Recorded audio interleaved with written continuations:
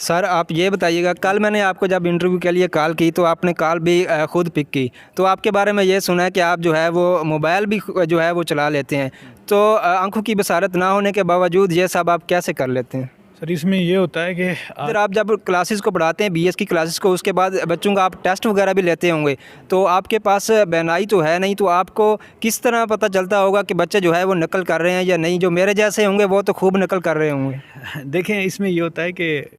ناظرین، آج بھی ہمارے ساتھ محنت، ہمت اور اللہ تعالیٰ پر یقین کامل کی ایک عمدہ مثال بلائنڈ پروفیسر عامر شہزاد صاحب موجود ہیں۔ ان کو وزیر اعظم شہباز شریف کی طرف سے میڈل بھی ملا اور اس کے ساتھ ساتھ انہوں نے پی پی ایس سی میں ٹاپ بھی کیا۔ آج ہم ان سے بات کریں گے اور ان سے جانیں گے۔ پروفیسر عامر شہزاد صاحب، آپ کے پاس قوت بنائی نہ ہونے کے باوجود بھی آپ نے جو وہ مسلسل اپنی جدوجہد محنت جو ہے وہ جاری رکھی، تو کبھی آپ نے جب بندہ چھوٹا ہوتا ہے، طالب علم اسٹوڈنٹ ہوتا ہے، اس وقت بندہ سوچتا ہے کہ میں بڑا ہو کے ڈاکٹر بنوں گا، انجینئر بنوں گا یا پروفیسر بنوں گا، تو آپ کی اس وقت کیا سوچ تھی اور کیا آپ کے پاس سورس آف موٹیویشن کیا تھی آپ کے پاس؟ جی بچپن میں میرا، جیسے میں نے کہا، اتنا سویئر پرابلم نہیں تھا، تو جو چھوٹا سا بچہ ہوتا ہے تو مجھے نا کرکٹ کا بڑا شوق تھا، اور خاص طور پر ٹیسٹ کرکٹ کا۔ تو میرا یہ تھا کہ اگر میری نظر سلامت رہی اور مطلب ٹھیک ہو گئی بالفرض علاج کے ذریعے، تو میں ٹیسٹ کرکٹر بنوں گا، میں کرکٹ کھیلوں گا۔ لیکن بہرحال یہ نہیں ہو سکتا، تو پھر میں نے پڑھائی کی طرف توجہ دی، اور پھر یہی جب میں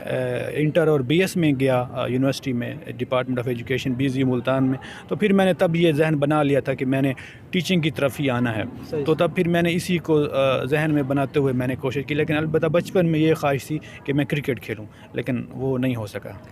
پروفیسر عامر شہزاد صاحب، آپ کے پاس آنکھوں کی بصارت بھی نہیں ہے، تو آپ کے پاس جب آپ نے PPSC کے ایگزامس کا جب رزلٹ آیا، اس رزلٹ کی خبر آپ کو کس نے دی اور اس وقت آپ کی کیا فیلنگز تھیں؟ جی ہاں جی، PPSC کا رزلٹ ہمارا 31 دسمبر 2021 کی شام کو آیا تھا، اور انٹرویو میرا نومبر میں ہو چکا ہوا تھا۔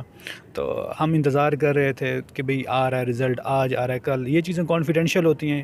تو مجھے میرے ایک دوست نے نا کال کی، شام کے 6 بج رہے تھے اس وقت ہمارا رزلٹ آیا، مجھے نہیں پتہ تھا۔ تو انہیں بتایا کہ عامر بھائی آپ نہ صرف سلیکٹ ہوئے ہیں بلکہ آپ نے ٹاپ کیا ہے پورے پنجاب میں، میرٹ نمبر 1 ہے۔ تو دیٹ واز فینٹاسٹکس، بہت ہی مطلب ایک ایسی کیا کہتے ہیں، میری زندگی کی سب سے بڑی اچیومنٹ ہے اب تک۔ آگے انشاءاللہ مزید اسٹرگل کریں گے، لیکن اب تک یہ میرے لیے وہ دن اور وہ خبر سب سے زیادہ خوشی والی تھی کہ جب میں نے public service commission lecture education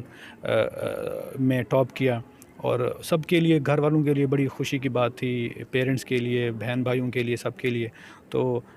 جیسے آپ کو یہ لگتا ہے کہ آپ کی محنت کا آپ کو ثمر ملا ہے نا، تو دیٹ واز اس طرح کی فیلنگ تھی میرے لیے۔ سر آپ یہ بتائیے گا، کل میں نے آپ کو جب انٹرویو کے لیے کال کی تو آپ نے کال بھی خود پک کی، تو آپ کے بارے میں یہ سنا ہے کہ آپ جو ہے وہ موبائل بھی جو ہے وہ چلا لیتے ہیں، تو آنکھوں کی بصارت نہ ہونے کے باوجود یہ سب آپ کیسے کر لیتے ہیں؟ سر اس میں یہ ہوتا ہے کہ آج کل جو موبائلز ہیں نا، ان میں نا اینڈرائڈ فونز ہیں، ان کے اندر ان میں ٹاک بیک سسٹم یا اسکرین ریڈرز ایپس ہوتی ہیں۔ دیکھیں آپ اب میرے سامنے سن بھی رہے ہیں، تو اس کے اندر آپ اس کو ڈبل ٹچ کے ذریعے یوز کر کے چلا سکتے ہیں، مطلب آپ اسکرین پر جیسے جیسے پریس کرتے جائیں گے وہ ویسے ویسے بولتا جائے گا۔ اب جیسے میں پاسورڈ یہاں میرے فون کا ہے وہ میں ڈائل کر رہا ہوں، تو وہ ویسے ہی آپ کو سناتا ہے۔ تو جتنے بھی اینڈرائڈ فونز ہیں ان میں ایپلیکیشنز ہیں اسپیچ کے متعلق، مطلب اسکرین ریڈر ہو گیا، ٹاک بیک، تو اس کے ذریعے ہم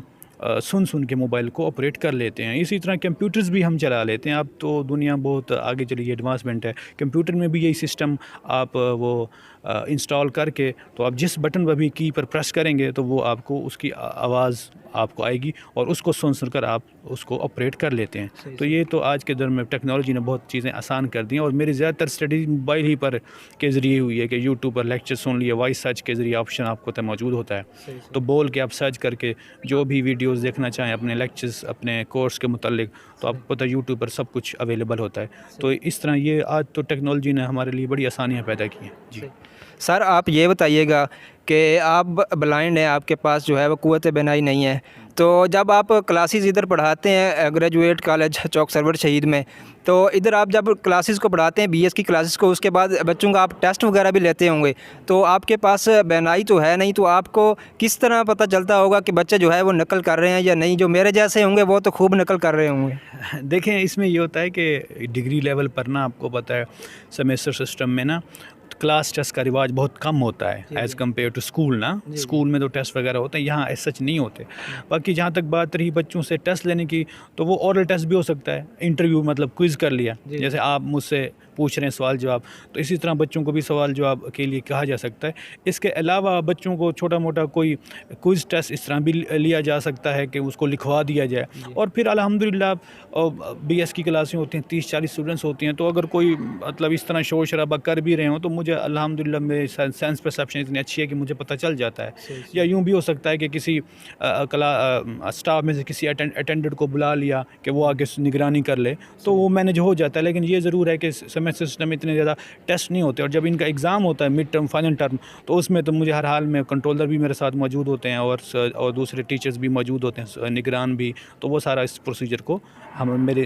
میرے ساتھ مطلب ہیلپ کرتے ہیں، تو وہ ہو جاتا ہے۔ جی سر، آپ آپ انٹرویو سے پہلے بتا رہے تھے کہ آپ کی جو شادی ہے وہ آپ کی ادھر پی پی ایس سی میں کامیاب ہونے کے